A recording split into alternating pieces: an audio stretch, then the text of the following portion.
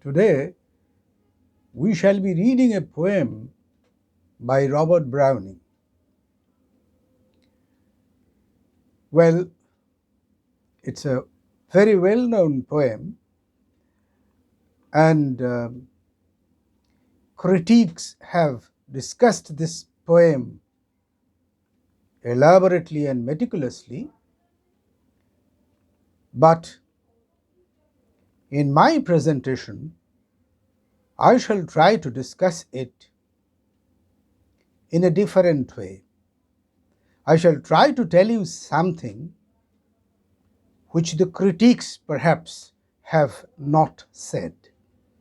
I shall definitely mention to you what the critics have said about this poem, but apart from their commentaries, I shall tell you something more, something which I have realized during the course of my study of Browning for all these years.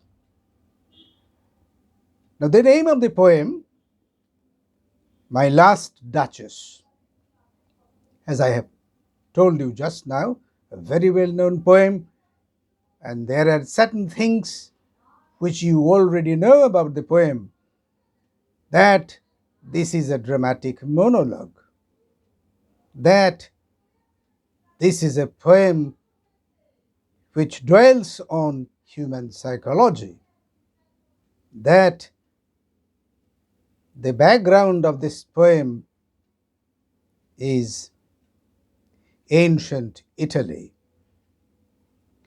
Because, well, look at the subtitle of the poem, My Last Duchess Ferrera.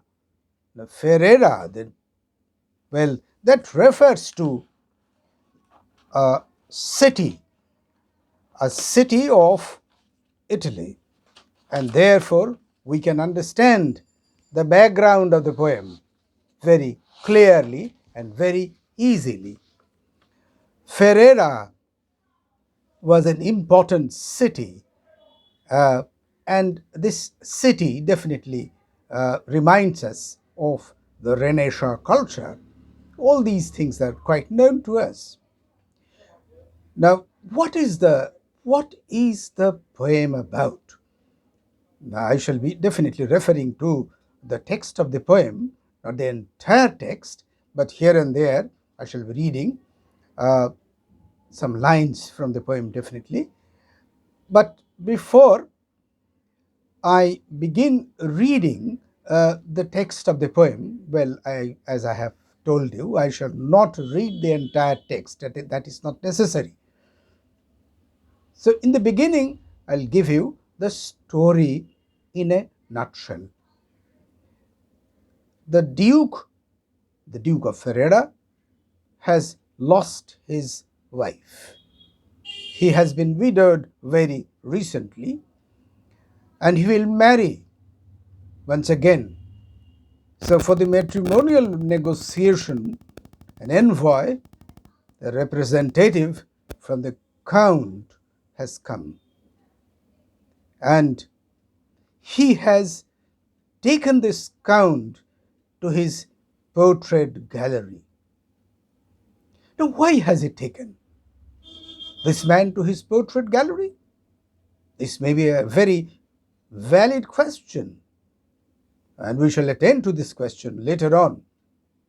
So, he has taken this man, the envoy of the Count, to his portrait gallery, and he shifts the curtain from a particular portrait, points out that portrait, tells him that that was the portrait of his last Duchess. And, well, we may refer to the text in this particular reference to tell you. So that's my last Duchess, painted on the wall, looking as if she were alive. I call that peace a wonder. Now, I was particularly trying to point out to this particular word, that peace. So, the portrait is a piece. It is a showpiece, as if when the wife was alive, the Duke wanted to keep her as a doll, as a showpiece, as a possession, denying her the identity of a human being. And after her death, he refers to the portrait as a wonderful piece. Well, this is a show of his pride, a show of his wealth, a show of his power, that he had employed a very famous man and to paint the portrait of his last Duchess. So, very famous painter was employed to finish this painting, and therefore he is preserving that portrait in his portrait gallery as a piece of possession. I call that piece a wonder. So, no feeling for the dead wife, but a sense of possession, a sense of pride that it was done by a famous painter. And he utters the name of the painter. Fra Pandolf's hands worked busily a day, and there she stands. So, Fra Pandolf, he deliberately mentions the name of the painter as if to point out that this Pandolf was a great painter. Perhaps he would charge great fees. But we know that Pandolf is a fictitious name. Fra Pandolf was no real painter.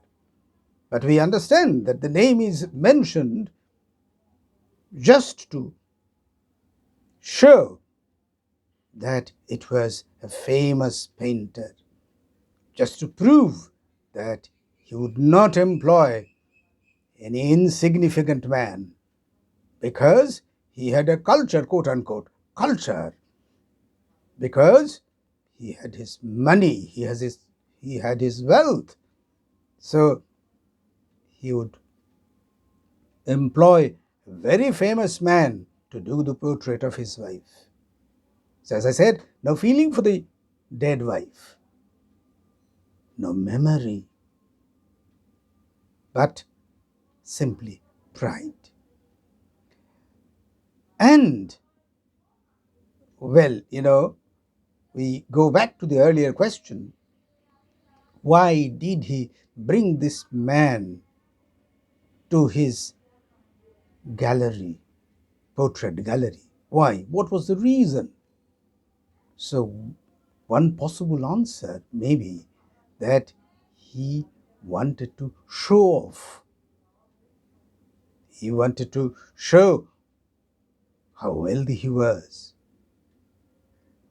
how cultured he was, how powerful he was,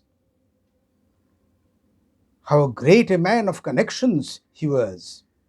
That may be one of the answers, but that is not the only answer, and we shall be referring to that later on also.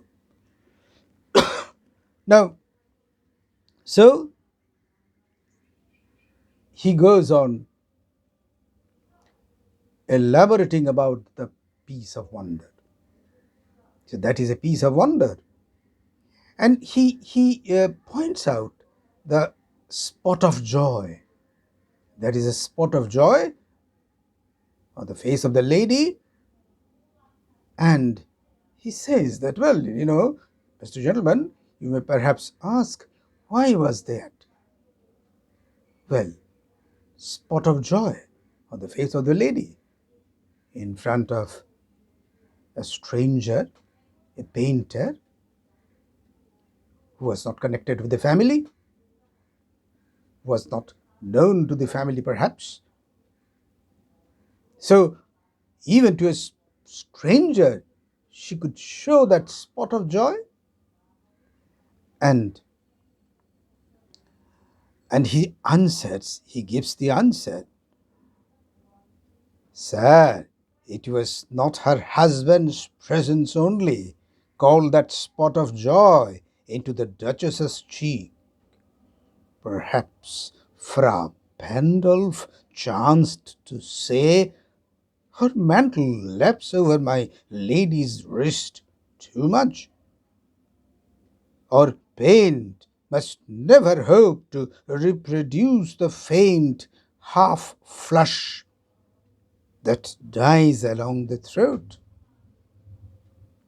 Now, well, perhaps the painter made some courteous remarks. Maybe he said that, well, the cloak of the lady was covering her wrists a bit too much, or maybe he said that, well, she was so beautiful that it was impossible for any painter to reproduce her beauty, her grace in painting. Now, please let us remember that, well, the Duke was not present during the session. So the Duke is guessing all these things.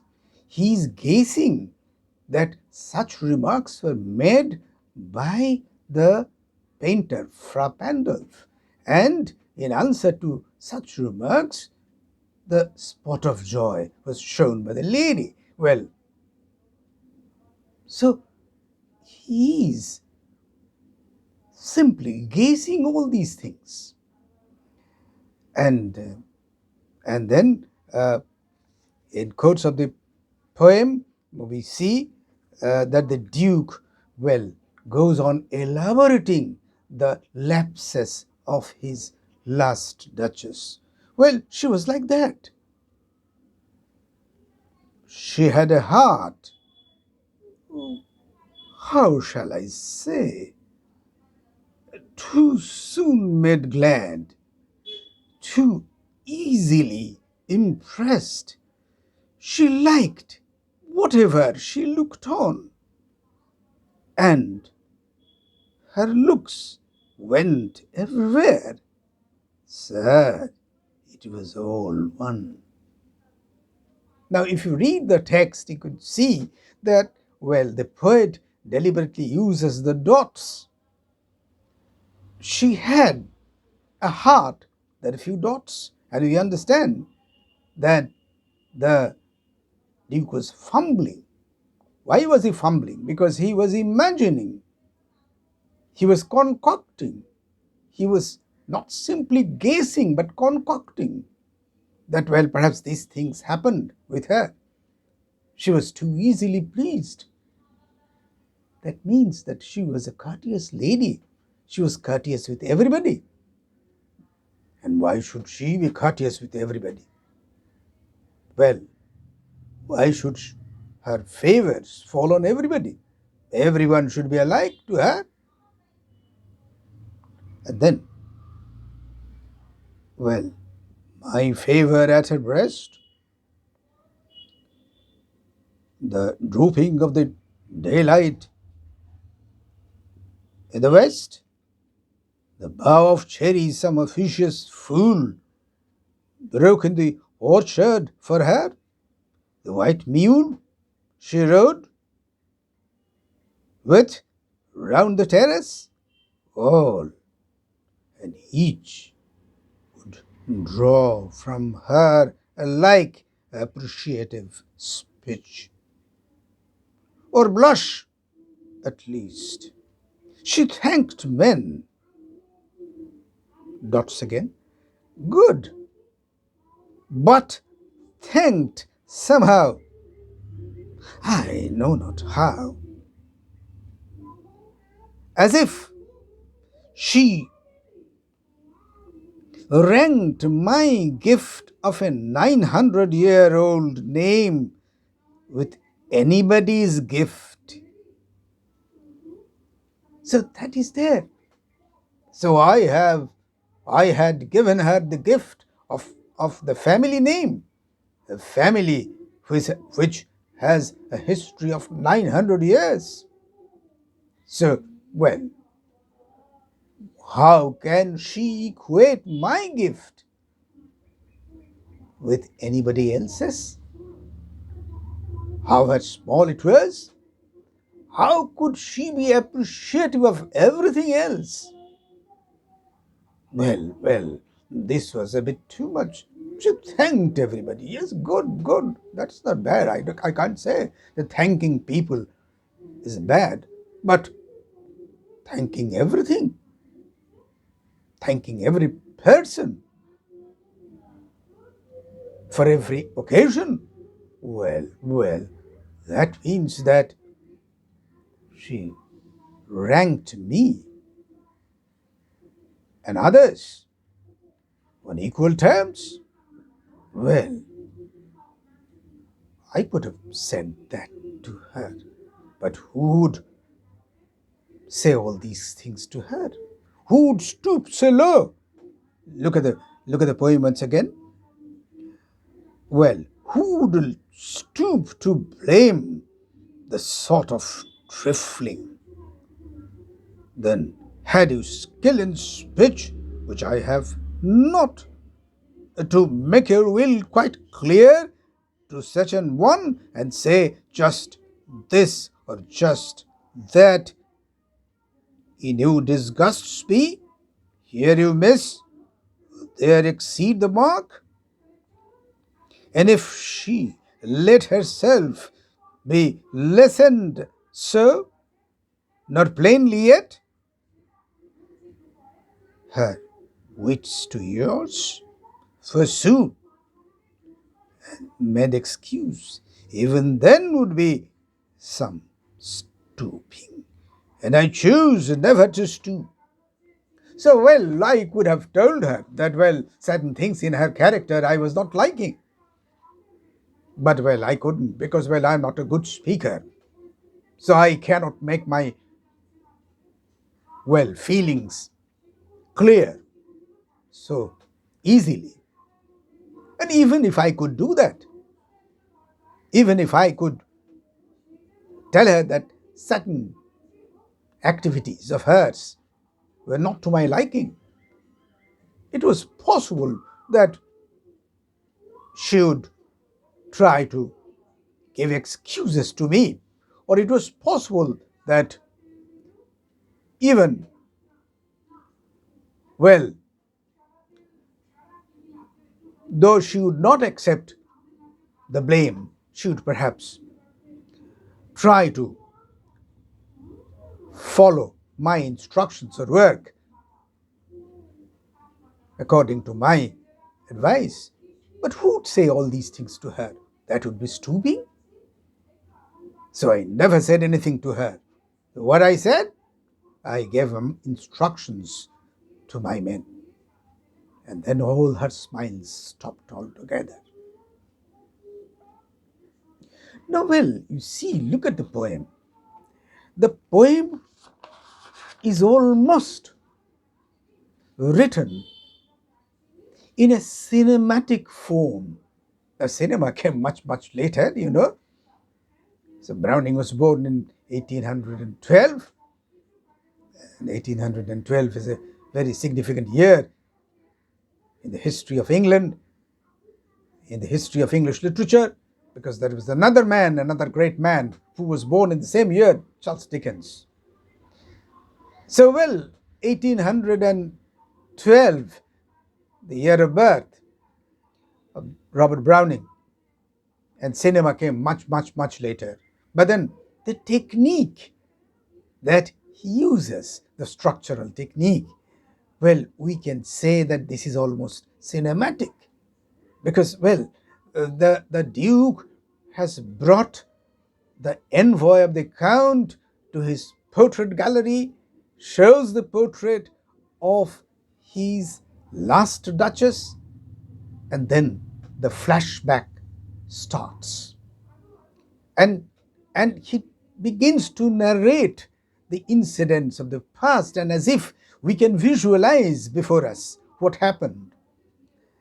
And well, as the Duke narrates his story, actually, he was trying to unfold the character of the Duchess.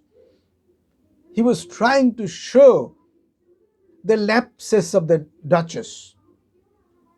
But actually, he was unfolding his own character. And well, so we can we can analyze the poem in this way, that the first part of the poem, the Duke with the envoy of the Count. The second part of the poem, the Duke's narration and the flashback starts. We can see what happened with the Duchess. We can see the callousness and cruelty of the Duke and the goodness of the fair lady. And well, in the second part also, there are certain subdivisions. Fra Pandolf making the portrait, then the Duchess interacting with other people, some officious fool breaking a branch of a tree and gifting it to the Duchess, riding on the terrace. All these are subdivisions in the second part. These are flashes of different incidents showing the simplicity of the Duchess, the goodness of the Duchess. Although the Duke tries to show the dark side of the Duchess, actually we understand that the Duchess was just the opposite: grand, gracious, simple, good, courteous. And the villainy and the cruelty of the Duke is vindicated by his final action when he asks his men to execute, to do away with, to murder the Duchess. And all her smiles stopped altogether. Now, then we come back to the present. So, the first part, the Duke with the envoy of the Count. The second part, the flashback, the character of the Duchess. The third part, we come back to the present. And the Duke once again begins to address the Count's envoy. And once again, he shows his own character. So he will be going downstairs with the envoy of the Count, and there he points out a sculpture, a statue of Neptune taming the sea. And he mentions the name of the sculptor. Now, we shall be referring to the line. Well, well, we'll meet the company below. Then I repeat, the Count, your master's known munificence, is ample warrant that no just returns of mine for dowry would be disallowed. So look at the greed of the Duke. The first wife is liquidated, he was murdered. And he's going to marry a second time, but he has his greed for dowry. And then he tries to cover up that with the next sentence. Though his his fair daughter's self is, as I avowed at starting, is my object. No, well, actually, I just want the daughter of the count and nothing else. But then, along with the daughter, definitely the count will give me adequate dowry. Well, and I know that, well, I don't have to say anything about that. So look at the greed, the senseless greed of the Duke. So then, nay, we'll go together down, sir. Notice Neptune, the taming seahorse, thought a rarity, which Klaus of Innsbruck cast in bronze for me. So once again, well, very deliberately mentioning the name of the sculptor Klaus of Innsbruck, trying to show off, as in the beginning, he mentioned the name of Pandolf. So here also mentioning the name of the sculptor. The, so this poem is a poem about a man who was greedy, possessive, cruel, and in fact macabre in his design. Now, he is bereft of any feelings. But the first question, why did he narrate the story of his last Duchess to the envoy of the Count? Why? Was it a kind of a warning that when somebody becomes my wife,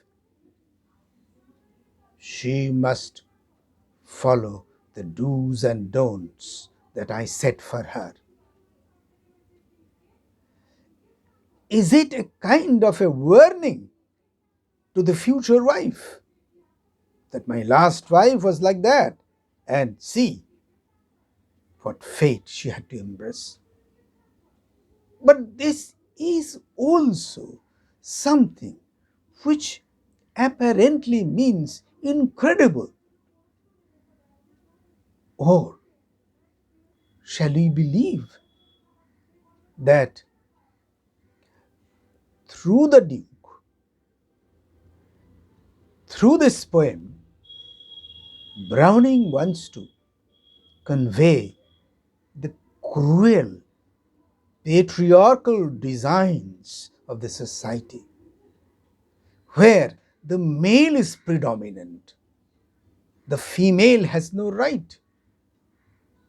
The female has no right to her identity. She is just a possession to her husband. She is just a showpiece. If she is beautiful, she will be kept in the family as a showpiece. Is it that?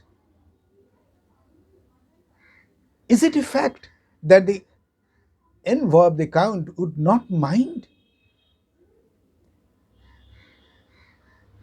Is it not possible that the envoy of the count will recount the story to his master, the count? And in that case, the matrimonial alliance would fail? Was that not possible? Was the Duke not thinking of that? Or is it a fact that Browning here presents the abnormal psychology of the Duke, the abnormal individual who doesn't think of this? Well, cruelty is a kind of abnormality. senseless cruelty, murdering instinct are not normal. So, as in other dramatic monologues of Browning, here also we see how Browning represents the abnormal psychology of the Duke. Now, this is definitely a dramatic monologue because, well, only the Duke speaks and envoy of the Count is, well, silent throughout. But the speciality of the poem perhaps lies in the structure of the poem, in how the poem is presented. As I said, the cinematic device that our poet has used. Now, we can compare this poem with, say, Porphyria's Lover. There also we find abnormal psychology.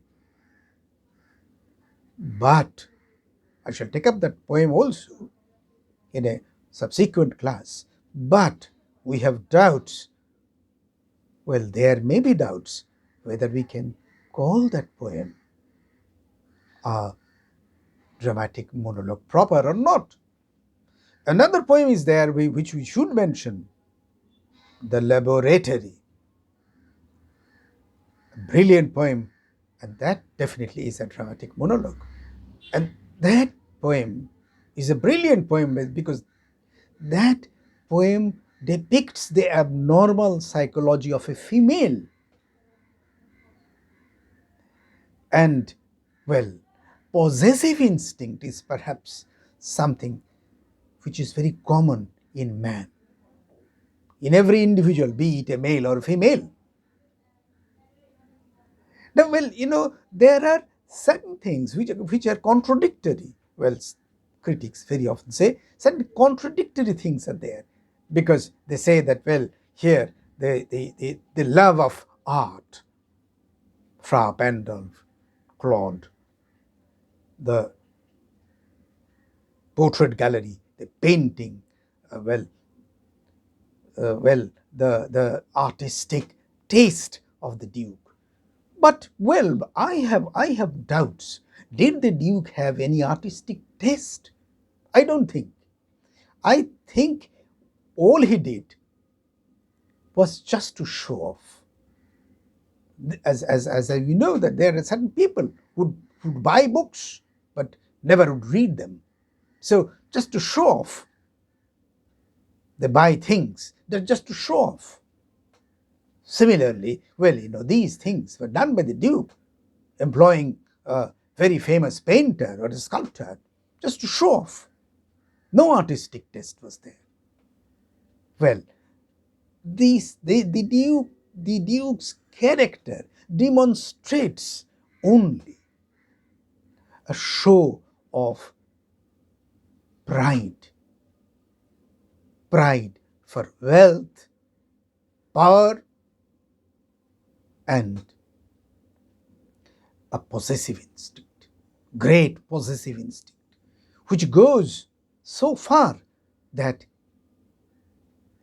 it makes a man even murderous. The abnormal psychology is there. Well, in fact, abnormality is there perhaps in every individual. Now, the question is how far the abnormality will go. And in the Duke's case, as perhaps in the case of the other poem, Porphyria's Lover, the abnormality goes beyond every limit. Thank you very much.